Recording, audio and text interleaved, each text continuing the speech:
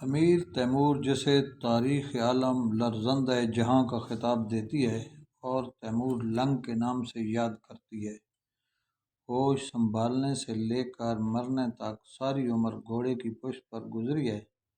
اس کا اوڑھنا، بچھونا، جاگنا اور سونا گھوڑے کی پشت پر تھا۔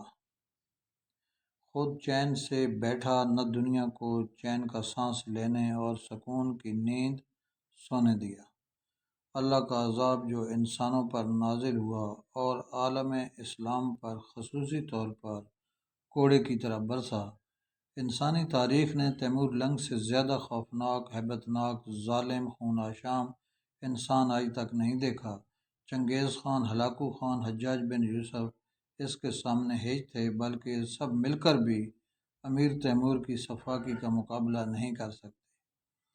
مرکزی روس سے آدھا یورپ، جنوبی ایشیا سے مرکزی ایشیا اور عرب ممالک کی سب کچھ تہس نہس کر دیا۔ ماسکو سے دمشق اور دہلی سے مشرقی یورپ تک کی آدھی سے زیادہ دنیا کا زیر و زبر اور تباہ و برباد کر کے رکھ دیا۔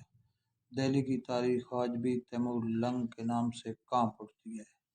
جس طرف رخ کیا لاشوں کے ڈھیر لگا گیا، جہاں سے گزرا اپنے پیچھے آہیں، چیخیں، آنسو اور بربادی کے نشان چھوڑ کر گیا۔ دنیا کی معلوم تاریخ کے ان 4 جنگجوؤں میں سے ایک حافظ امیر تیمور بھی ہے، جو اپنی پوری زندگی میں کوئی جنگ نہیں ہارا تھا۔ حقیقت میں امیر تیمور دنیا فتح کرنے نہیں بلکہ برباد کرنے آیا تھا۔ دنیا کی تاریخ میں امیر تیمور واحد انسان ہے جو سفاک، دردناک اور خون آشام کے لقب کا ٹھیک حقدار ہے۔